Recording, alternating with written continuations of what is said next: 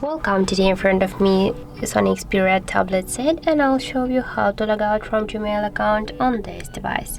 So first you should just launch the Gmail application, and as can you see we are logged into HardReset.Info 1, but unfortunately we have to waiting for this synchronize, but I'll show you how you can do that.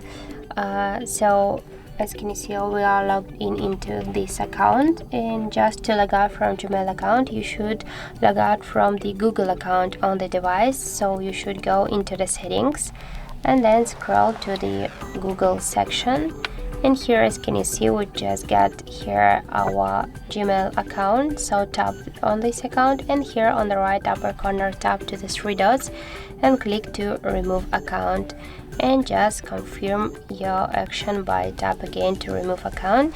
And by this way we can log out from Gmail account. And now I'll show you